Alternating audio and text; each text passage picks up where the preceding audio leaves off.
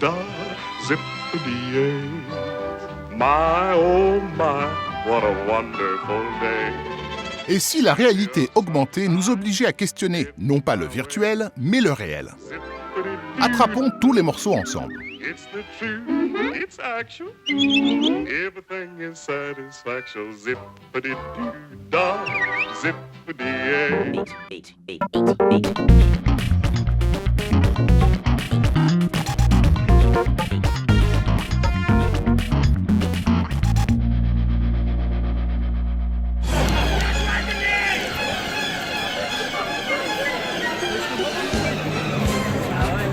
Ce devait être un été fait de nouvelles catastrophistes.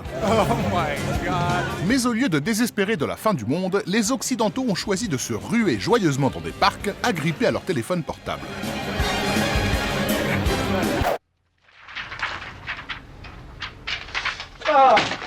Pourtant, la publication des premières images du jeu Pokémon Go, quelques semaines avant sa sortie, n'avait franchement pas convaincu les premiers concernés. Quand ils ont montré les premières vraies photos de ce qu'allait être le jeu, les gens forcément étaient très déçus, ils ont dit oh, bah, c'est moche, ça marchera jamais, et plus personne n'en a parlé. Jusqu'au moment où il est sorti, là, le 4 juillet dernier, en Australie, et qui a commencé à y avoir les premiers problèmes, qui jouent en conduisant, qui se cognent, etc. Et où la presse a dit ça y est, les gens redeviennent fous sur Pokémon.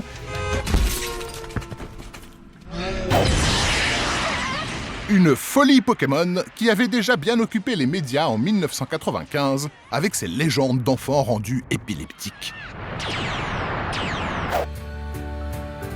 Mais en 2016, cette folie impose au monde une problématique jusqu'alors réservée à une poignée d'experts, la réalité augmentée. On a tous été submergés par la folie quand ça a débarqué. Par contre, c'est vrai que rétrospectivement, on peut comprendre pourquoi il y a eu ce succès. D'abord, il y a évidemment la franchise Pokémon. Le fait qu'ils aient choisi que les 150 premiers Pokémon, ça s'adresse aussi à la première génération. Des gens qui ont un capital économique qui leur permet aussi de jouer, une vie culturelle qui leur permet de jouer beaucoup. Et puis il y a eu le fait que Niantic a su capitaliser sur d'abord le succès d'Ingress. I started noticing that there were energy fields, anomalies on Earth all around me. Ingress, en effet, qui fut développé par le studio de John Hanke, un ancien de Google et pionnier de la géolocalisation avec Google Maps et Google Earth. They are coming. De ces outils est né un potentiel ludique qui a généré des jeux urbains tels que Altminds d'Éric Viennot, dont certains mécanismes annonçaient l'actuel triomphe de Pokémon Go. They are currently recruiting experienced field investigators. And you. Yes, you. Alors nous, on n'avait pas les Pokémon, on n'avait pas cette chance d'avoir une marque aussi connue. On a pu voir à quel point les gens étaient finalement fascinés par le fait d'aller à l'extérieur, de rencontrer d'autres gens, de jouer en dehors des espaces clos habituels du jeu vidéo. Là, tout d'un coup, on voit des gens dans la rue qui jouent et il y a un mélange entre la réalité et la fiction, entre le monde virtuel et le monde réel, qui trouble effectivement ceux qui n'ont pas grandi avec ce monde-là.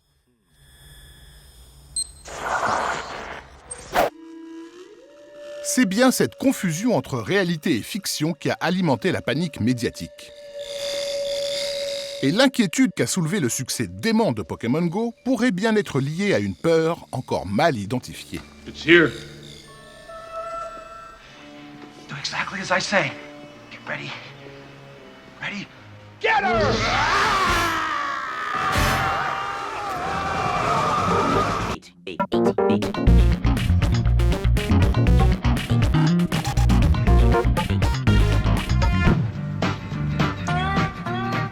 Question. Les drames associés à Pokémon Go ont-ils été commentés simplement à cause des accidents mortels ? Ou bien parce que ces étourdis de joueurs évoluaient dans un univers fantaisiste ?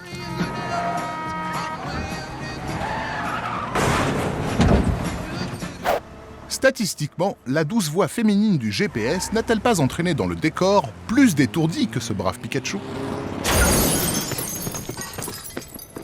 Pokémon Go, c'est un révélateur de conneries, pour moi. Enfin, je pense que c'est du darwinisme pur. C'est-à-dire que si les gens sont assez cons pour jouer à Pokémon Go pendant qu'ils conduisent, ils auraient été assez cons pour regarder s'ils avaient matché sur Tinder en conduisant. Ils seraient assez cons pour répondre à un texto en conduisant. Tenez. Merci. Comme ça, c'est plus prudent. Tu peux projeter du virtuel dans le réel de manière très concrète grâce à ce jeu-là, parce que tout le monde connaît Pokémon. On a tout un tas d'applications qui peuvent se calquer là-dessus une fois que tu as les usagers nécessaires. Tout comme Twitter, Facebook, etc. n'existent que par leur masse d'usagers, Pokémon Go a familiarisé les gens avec le plaquage du virtuel sur les coordonnées réelles de la vie quotidienne. On était tous méfiants au début, mais en fait, ça a repris comme avant. En plus fou même. Welcome. C'est peut-être le nœud du problème. Nous avons accepté les dérives générées par Twitter, Facebook ou Google Maps parce que l'habit virtuel qu'ils ont plaqué sur notre réel est explicite et surtout utilitaire. Cette augmentation de réalité-là correspond à nos représentations du monde physique et social. Mais la réalité augmentée de Pokémon Go, elle, fait surgir l'imaginaire dans ce monde de représentation. Il s'agit bien d'un jeu qui n'a pas sa place dans notre boîte à outils. La principale constance qu'on a pu voir dans les réactions à Pokémon Go, c'était lié à une différence de ton entre le lieu dans lequel on trouvait le Pokémon et le fait que la créature Pokémon soit quelque chose d'identifié comme enfantin, comme ludique, etc. L'exemple des camps de concentration ou du musée de l'Holocauste, etc. était un peu dans cette teneur. Game Boy from Nintendo. Et effectivement, Pokémon Go, avec beaucoup de fracas, est venu un peu rappeler au monde que tous ces objets physiques ne sont aussi importants pour nous que parce qu'on leur en a donné la fonction et l'utilité et la symbolique et l'imaginaire qui va avec. En réalité, une stèle, c'est juste une stèle. Ça devient une stèle mémorielle parce qu'on en fait un lieu de mémoire.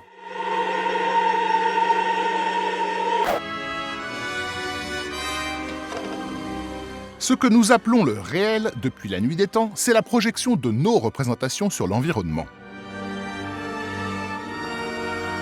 Une sorte de carte virtuelle qui nous aide à donner sens au monde qui nous entoure et aux expériences en y rajoutant des signes. Des signes utilitaires, mais aussi parfois des signes ludiques.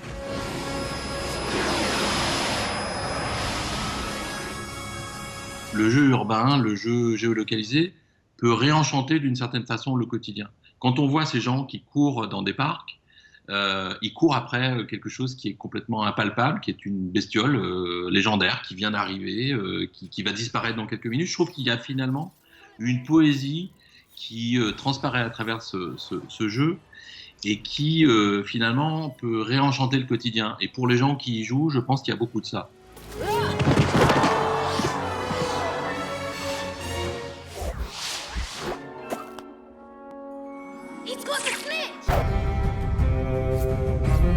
Auparavant, nous donnions du sens, et parfois de la poésie, au monde environnant grâce à des panneaux de signalisation ou des cartes maritimes. Aujourd'hui, ces cartes s'appellent réalité augmentée.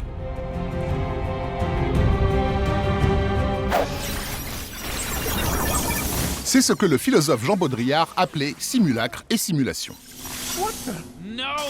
Des symboles qui nous aident à désigner ce que l'on veut croire réel, mais qui finissent à nos yeux par précéder et déterminer ce réel. You're inside a simulation of a simulation inside another giant simulation. Pour moi, c'est ça le prolongement de Baudrillard, alors de manière beaucoup plus prosaïque, mais c'est qu'en gros, ce qu'on appelle virtuel n'est pas des réels, n'est pas un réel en fait. Ça reste un réel à proprement parler. Et ce qu'on voit avec Pokémon Go, c'est que tous ces usages sont des usages très réels, dans lesquels le corps est impliqué, la symbolique est impliquée, etc., etc.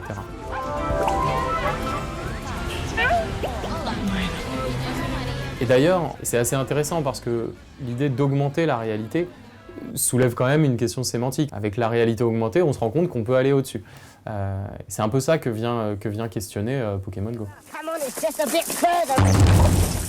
Oui, questionner notre réel, l'augmenter, voire le réenchanter, et d'une certaine façon aider à nous en rendre maîtres. Aussi, ce qui a réveillé des peurs irraisonnées n'est peut-être pas la question de la réalité augmentée, mais la question de ce que nous appelons le réel.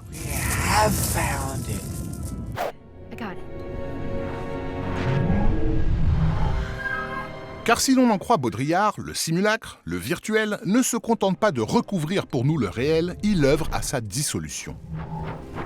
celui qui un jour soulèvera la carte pour voir le territoire qu'elle est censée recouvrir ne découvrirait en dessous que de la poussière. What happened? This is the world as it exists today. La véritable crainte que fait naître la réalité augmentée n'est pas liée à une prétendue perte de contact du réel, mais à la peur de constater que ce que nous appelions le réel n'a véritablement jamais existé. Welcome to the desert of the real.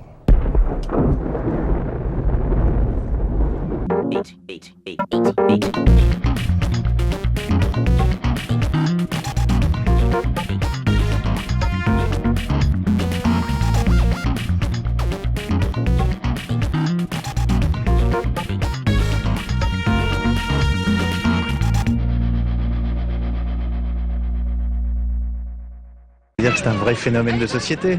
C'est qu'il y a des expressions qui sont passées dans le langage courant aujourd'hui.